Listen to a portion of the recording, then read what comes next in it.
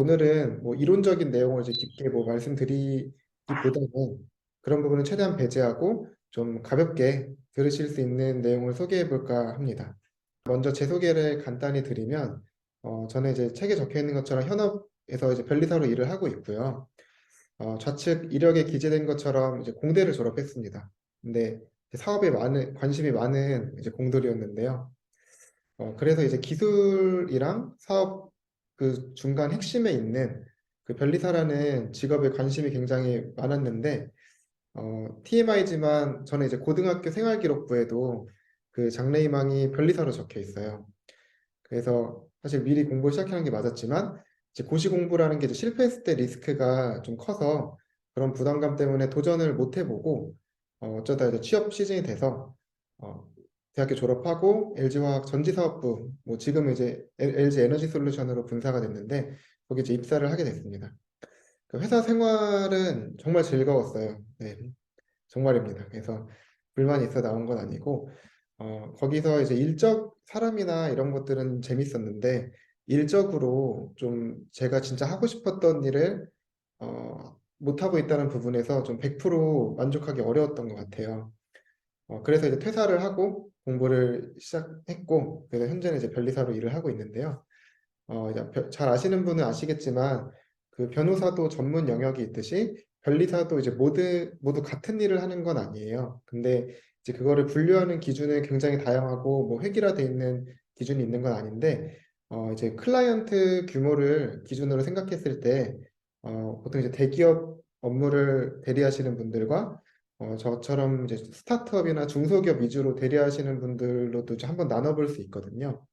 그런데 저는 이제 현재 있는 회사에 오기 전에는 그 기업명 언급해야 될지 모르겠는데 S사랑 이제 H사의 이제 그 국내 대기업의 지식재산 업무를 대리하는 것을 주로 했었고, 현재는 이제 스타트업 중소기업을 이제 중점적으로 하는 회사에 와서 관련된 이제 초기 기업의 지식재산 업무랑 이런 전반적인 좀 컨설팅 업무에 집중을 하고 있습니다.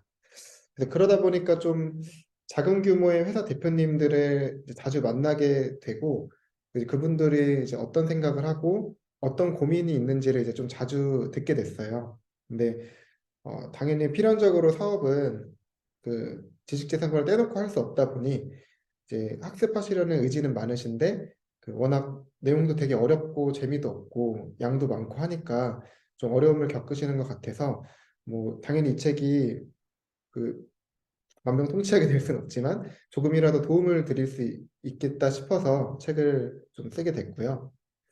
어, 다음 페이지로 넘겨주시겠습니까? 네. 그래서 뭐 가벼운 미니 토크로 특허법 기원에 대해서 살짝 언급드리려고 하는데, 생각보다 특허가 이제 나온 지는 되게 오래됐어요. 그래서 이 특허법의 기원에 대해서는 설이 되게 여러 가지가 존재하는데, 그중에 이제 가장 유력한 설은 그 1474년에 그 제정된 베니스 특허법이 시초다라는 의견이 이제 좀 다수설입니다. 그렇다 보니까 이 특허법이 나오게 된 배경은 이제 사유재산이라는 개념이 생기면서 당연히 이제 재산권이라는 어떤 법적 개념이 등장을 했고요. 그러다 보니 이제 눈에 보이지 않는 이런 무형 자산에 대한 권리인 이런 지식재산권에 대한 개념도 이제 발생을 하게 되는데요. 당시에 그 베니스 하면 떠오르는 뭐 유리공예품이나 모직물 이런 게 굉장히 유명한 도시인데, 그때 베니스 상인들이 이런 이제 유리 제조업이나 그 모직물 산업에 대해서 이제 보호도 하고, 뭐 나아가서는 좀 자기들의 기술을 자기만 좀 독점하고 싶은 이런 상업적 가치도 좀 보호받고 싶고, 이런 니즈가 발생을 한 겁니다. 그래서 이런 니즈를 반영해서 근대 최초의 특허법인 이제 베니스 특허법이 탄생을 한 것이고요. 이것처럼 이제 특허의 역사가 생각보다 굉장히 깁니다. 그래서 다음 페이지로 넘어가 주시면요. 굉장히 친숙한 인물이죠. 누구나 이제 한 번쯤은 이분의 위인전을 읽어보셨을 것 같은데, 그 발명왕으로 유명한 그 토마스 에디슨입니다. 이 토마스 에디슨이 정말 그 제도를 가장 잘 이용한 사람 중 하나예요. 여기 이제 적혀 있는 거와 같이 그약 1093개의 특허 출원도 했고, 이제 등록된 특허도 굉장히 많고, 애초에 에디슨은 그 뭐 아인슈타인이나 이런 다른 위인들과 달리 좀 가난한 환경에서 자랐어요.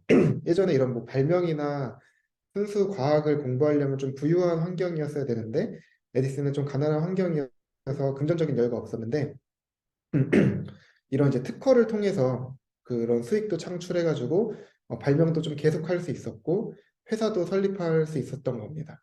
근데 이렇게 특허로 돈을 버는 일은 요즘에서야 등장한 이런 새로운 개념이 아니라 이런 오래전부터 존재했던 그 일이라고 보시면 될 것 같습니다. 그 다음 페이지로 넘어가 주시면 혹시 이게 뭔지 알아보셨나요? 어, 아마 별거 아닌 이제 꼭지점이 둥그런 사각형인데 이제 사실 저희는 이걸 보면 이제 어떤 물건인지 떠오르죠. 그래서 이것만으로 좀 굉장히 예뻐 보입니다. 근데 이런 디자인을 개발했다고 가정을 해보겠습니다. 그럼 이때 이 제품의 가치는 그냥 이 제품의 외형인 거죠. 그러니까 즉 이런 디자인 측면의 가치만 존재하는 겁니다. 이거를 이제 어디에 쓰는 건지 뭐 이제 용도가 뭔지 모르겠지만 그냥 예쁜 뭐 장식품 같은 거죠. 이제 다음 페이지로 넘어주시면 근데 만약 이렇게 된다면 이제 얼핏 보기에도 일단 대표적인 변화로 카메라가 크게 생겼죠. 그리고 뭐 관찰력이 뛰어나신 분은 발견하셨겠지만 양측에 이제 여러 버튼도 좀 생겼습니다. 딱 봐도 이제 굉장히 다양한 기능을 갖는 이제 스마트폰이라는 걸 알 수 있는데요. 이제는 외형만 예쁜 게 아니라 어떤 여러 가지 첨단 기술이 이제 융합돼서 전자기기로서의 이제 가치도 좀 생겼습니다. 물론 이 인덕션처럼 생긴 이 카메라 디자인에 대한 호불호는 있겠지만 그건 논외로 하겠습니다. 그래서 어쨌든 기술 측면의 가치도 부과돼서 더 유의미한 제품이 되었는데 네, 이제 페이지가 넘어왔는데 이렇게 사과 로고가 또 추가가 될 수 있어요. 그러면은 이제 이 제품이 어떤 회사에서 만들어졌고 이제 그 창립자가 누구고 이제 여러 가지 복합적으로 떠오르는 것들이 많으실 겁니다. 그 동시에 이제 이 제품에 대한 어떤 품질이든 뭐 성능이든 이런 거에 대한 신뢰도도 훨씬 향상되고 흔히 저희가 말하는 그 애플 감성이 이제 점점 느껴지죠. 근데 이제는 이 제품은 맨 처음에 말씀드린 그 장식품 같은 그런 디자인 측면의 가치뿐만 아니라 여러 가지 기술들이 적용된 기술 측면의 가치, 그 더불어 이제 애플이라는 아이폰이라는 이런 브랜드 측면의 가치까지 부과가 됐습니다. 얼핏 생각해봐도 앞에 보여드린 두 개 제품들보다는 이제 훨씬 비쌀 것 같네요. 이렇게 이제 제품의 가치는 어떤 특정 한 가지 측면으로 결정되기보다는 여러 가지 측면에서 좀 입체적으로 영향을 받아서 결정이 됩니다. 그래서 마찬가지로 이제 지식재산권도 좀 입체적으로 접근할 필요가 있다는 메시지를 드리고자 했었고요. 다음 페이지로 넘어가 주시면 어, 잠깐 좀 재미없는 얘기를 해야 될 것 같아요. 저도 이런 재미없는 얘기는 별로 안 하고 싶지만 이 책의 주제가 이제 지식재산권인 만큼 최소한 그 정의랑 종류는 이제 간단히 살펴보면 좋을 것 같은데 제가 이제 기재해 놓은 것처럼 그 인간의 지식재산권이란 인간의 창조적 활동 또는 이제 경험 등을 통해 창출하거나 발견한 지식, 뭐 정보, 기술이나 표현, 표시 그 밖에 무형적인 것으로서라는 이제 어려운 말들이 앞에 있고 사실 한마디로 정리를 하면 그 주황색으로 표시해 놓은 재산적 가치가 실현될 수 있는 지적 창작물에 부여된 권리입니다. 그 이런 재산권의 원래 개념은 이미 다 친숙하실 거예요. 저희 물건이든 뭐 부동산이든 뭐 동산이든 이런 것들에 대한 재산권은 친숙하신데 유독 지식재산권이 어려운 이유는 이제 안 보이는 것에 대한 권리이기 때문에 더 어려운 거예요. 그래서 그런 사례나 이제 뭐 예를 들어 민법이랑만 비교를 해봐도 거의 뭐 부동산 등기나 뭐 이런 예시들이 막 나오는데 지식재산권은 과연 보이지 않는 예를 어떻게 일단 그게 무엇이며 어떻게 보호할 것인지에 대한 것들이 이제 절차법대로 이게 제정이 되어 있다 보니까 더 어렵게 느끼시는 겁니다. 그래서 종류를 살펴보면은 이제 크게 세 가지 산업재산권, 그 저작권, 뭐 신지식재산권 이렇게 세 가지로 분류를 할 수 있고요. 이것 또한 아까 앞에 그 변리사의 업무를 구분하는 것처럼 뭐 여러 가지 다른 기준으로도 분류를 할 수가 있습니다. 근데 여기서 이제 가장 친숙한 부분이 아마 산업재산권이실 텐데요. 이제 산업재산권 내에는 많이 들어보신 이제 특허권, 실용신안권, 디자인권, 상표권들을 이제 통칭해서 산업재산권이라고 부르는 것이고요. 그 아래 이제 저작권의 경우는 뭐 저작 재산권, 저작 인격권, 저작 인접권 이런 것들을 합쳐서 통칭해서 저작권이라고 부르는 거고, 이제 신지식 재산권 같은 경우는 이제 기술이나 이제 시대가 점점 발전함에 따라서 좀 특수한 기술들이 계속 등장을 하잖아요. 근데 그런 애들을 이제 보호하기 위해서 그 특수적으로 계속 뭐 개정도 되고 새로 도입되는 그런 권리의 종류라고 보시면 되겠습니다. 그래서 얼핏 보기에도 아래 이제 신지식 재산권 이런 거는 적용되는 영역이나 이런 사례도 굉장히 제한적이고 이제 별로 친숙하지 않은 권리이기 때문에 이 책도 그렇고 오늘도 이 가장 위에 있는 그 특허, 실용신안, 디자인 상표에 대한 나아가서는 뭐 저작권까지 일부 다뤄서 산업재산권을 위주로 좀 말씀드리도록 하겠습니다. 그래서 이런 복잡한 지식재산권 체계를 보다 보면은 그냥 이 중에 제일 센 놈 하나 골라가지고 하나 확보해 놓고 싶다는 생각이 드는데요. 그러면 이제 그런 이제 만능 지식재산권이 과연 존재할까라는 주제로 좀 얘기를 이어가 보겠습니다. 페이지 좀 넘겨주시겠어요? 네. 그래서 앞에 살펴봤던 그 제품인데요. 이 아이폰을 보면은 이제 가운데 회색으로 돼 있는 뭐 이런 하드웨어, 뭐 여기 들어간 반도체 칩도 있을 거고요. 그 여기선 보이지 않지만 반대면에 있는 디스플레이나 그리고 이 카메라 그리고 기타 이 외에도 많은 하드웨어 구성이 들어갑니다.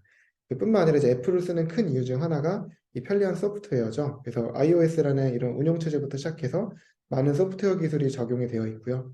그리고 또 이런 제품을 만들려면 그 제조 장치부터 시작해서 그 제조 공정에 관련된 이런 기술들도 애플이 개발한 부분이 많이 있을 거고, 그리고 또 이 외형 디자인 자체랑 그 안에 있는 뭐 앱, 앱 아이콘이나 이런 등등의 화상 디자인들도 이 아이폰을 구성하는 구성 중 하나입니다.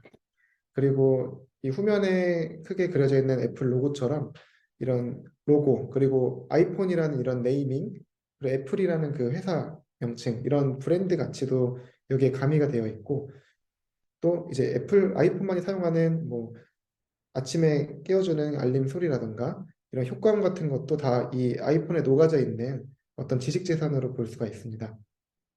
하지만 이것들을 다 하나의 권리로 보호하기는 딱 봐도 어려워 보이죠. 그래서 위에 이제 하드웨어 같은 경우는 이런 눈에 보이는 것이고 이제 기술에 관련된 것이기 때문에 특허권으로 보호를 받으실 수가 있습니다. 그리고 이제 소프트웨어 발명 같은 경우는 마찬가지로 특허권으로 보호를 받으실 수 있는데, 예를 들어 뭐 코딩한 이런 프로그래밍한 자료라던가 등등을 이제 저작권으로도 동시에 보호를 받으실 수 있고요. 이런 제조 장치, 뭐 제조 공정 조건, 이런 공정 기술들도 마찬가지로 이제 기술의 영역이다 보니까 특허권으로 보호를 받으실 수 있습니다. 그리고 이제 외형 디자인, 화상 디자인은 당연히 이제 디자인권으로 보호를 받으실 수 있고, 이제 이건 기술의 영역이 아니기 때문에 특허권으로 보호가 어렵습니다. 그리고 이제 이런 브랜드 가치는 이제 디자인의 영역도 기술의 영역도 아니기 때문에 상표권으로 보호를 받으실 수가 있고요. 이런 기타 음악, 뭐 효과음 이런 저작물들은 이제 저작권으로 보호를 받으실 수 있겠습니다. 그래서 이렇게 만능 지식재산권이 존재하는 게 아니라 하나의 제품에도 이제 여러 가지 어, 지식재산권을 각 구성에 매칭시켜서 확보를 하셔야 된다는 걸 좀 보여드리고 싶었고요. 다음 페이지에서는 또 다른 예시로 좀 오래된 제품이지만 아이디껌에 대한 것도 이렇게 단순한 제품에도 이 롯데제과가 출원한 4개의 그 지식재산을 예시로 가져와 봤는데요. 이렇게 경첩 관련된 이런 기술, 이 케이스에 대한 경첩 기술은 특허로 그 보호를 하실 수가 있고, 옆에 있는 이제 실용신안은 잠깐 조금만 설명을 드리면 이제 특허랑 실용신안은 동일하게 이제 기술에 대한 권리를 보호하는 건 맞는데 둘의 차이점은 특허보다 좀 덜 진보한 것들, 그러니까 기술의 난이도가 그렇게 높지 않은 것들에 대해서 좀 임시적으로 주는 이제 실용신안권이라는 제도가 있습니다. 근데 이거는 보통 원래는 이제 저희가 생각하는 선진국들에서는 좀 다 없어진 권리이고요. 이제 저희 나라랑 중국 정도랑 뭐 몇 개 국가에서만 살아있는 제도입니다. 그래서 좀 개발도상국이 그 약간 기술력은 부족하지만 그 자국의 기술을 좀 보호하기 위해 만들어져 있는 권리라고 보시면 되고요. 그 세 번째로 이제 외형 제품의 이런 디자인은 디자인권 출원을 해두었고, 그리고 이제 아이디껌이라는 이런 네이밍이나 이런 로고 이런 것들은 상표권으로 출원이 되어 있습니다. 그 또 하나 부가 정보를 하나 드리면 아래 이제 출원 번호가 적혀 있는데 보통 이제 이런 출원을 검색을 해보실 일이 있을 때 이런 키프리스라는 좀 무료 사이트에서 검색을 해보실 수 있는데 그때 이제 출원 번호에 따라 그 권리의 종류를 바로 판단을 할 수가 있어요. 그래서 특허 이제 10으로 이렇게 시작하는 것은 특허, 20으로 시작하는 건 실용신안, 30은 디자인, 40은 이제 상표로 보셔도 될 것 같습니다. 네, 그래서 좀 얘기가 길어졌는데 다음 페이지로 넘어가겠습니다.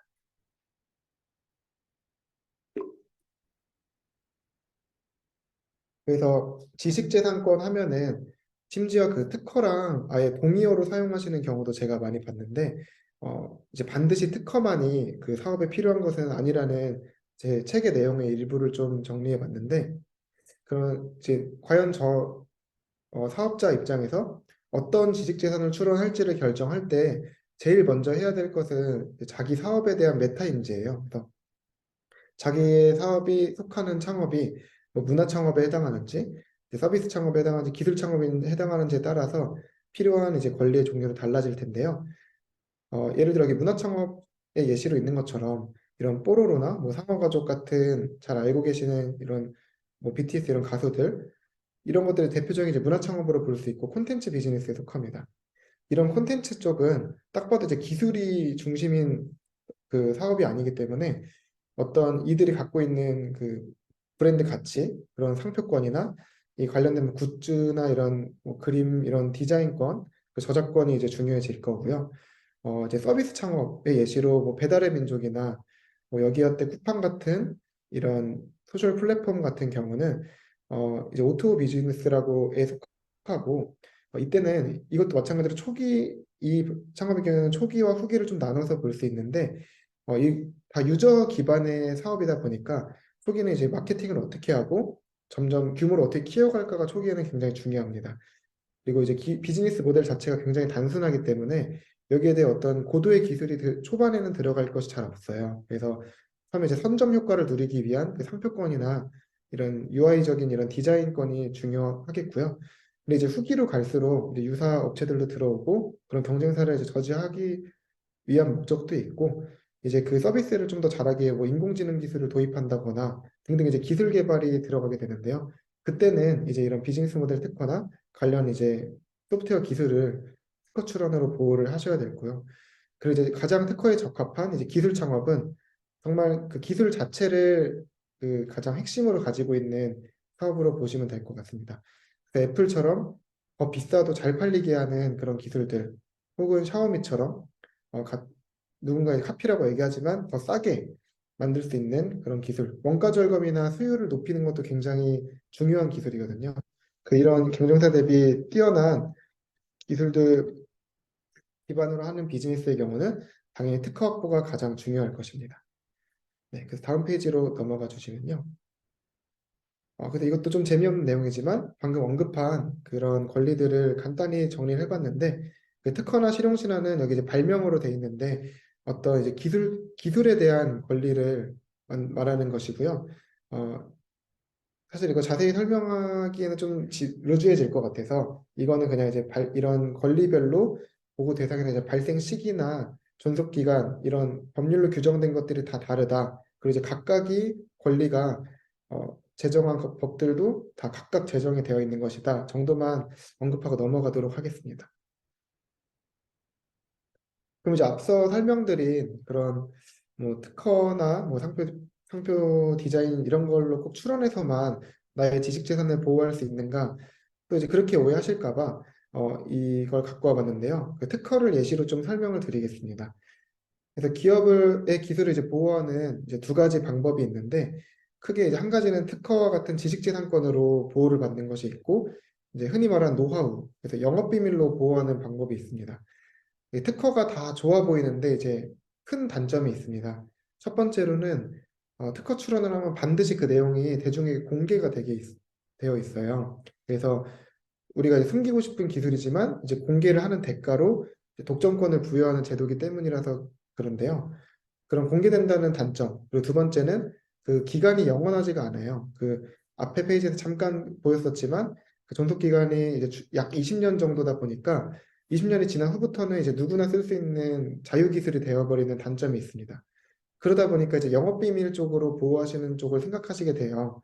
이제 영업비밀의 장점은 그런 기한 제한이 없어요. 그래서 뭐 다른 데 유출만 안 된다면 무제한으로 보호를 받으실 수가 있고, 대신 이제 단점이 이제 영업비밀에 속하기 위한 어떤 그런 보호 장치들을 잘 마련을 해 두셔야 되고, 이게 만약 유출됐을 때 좀 보호받기 어렵다는 그런 단점이 있습니다.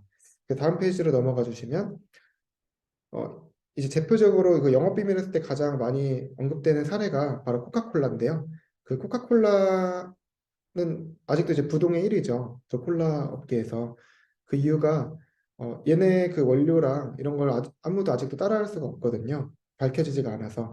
만약에 코카콜라가 그 배합이나 이런 성분을 특허로 출원했다면 이미 옛날에 20년 지난 그 시점에 공개가 됐고 다른 경쟁사들을 다 똑같이 만들어낼 수 있었을 텐데 얘네는 특허 출원하지 않고 영업비밀로 비밀 유지를 열심히 잘 해가지고 100년이 훨씬 넘었는데도 여전히 독점하고 있는 상황입니다.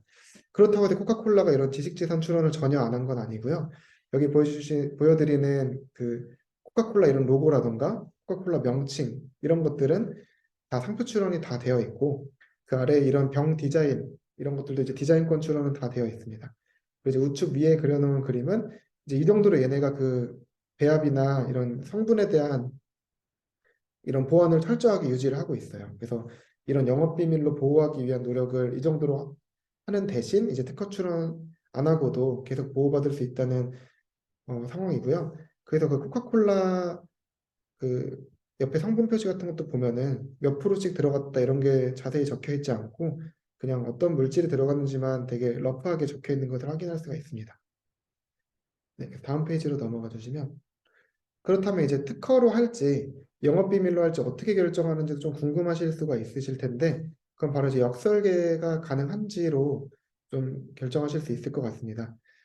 왜냐하면 이제 특허 출원하지 않고 영업비밀로 하다가 다른 뭐 어떤 사유로든 그 유출됐을 때 그때는 이제 보호할 수 있는 방법이 전혀 없게 되기 때문에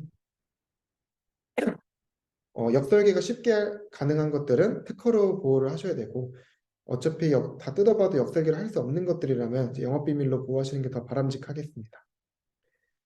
네, 그래서 다음 페이지로 넘어가 주시면요. 그럼 이제 이런 특허는 많이 내면 과연 다다익선인지 혹은 뭐 한 개로도 보호가 잘 가능한지 이런 것들을 보여드리려고 이 장표를 만들어 왔는데요. 그림처럼 이제 그 기술만 놓고 봐도 보호할 수 있는 측면이 굉장히 다양하고 그 특허의 권리 범위 설계도 어떻게 하냐에 따라 어디를 보호할 수 있는지가 다 달라집니다.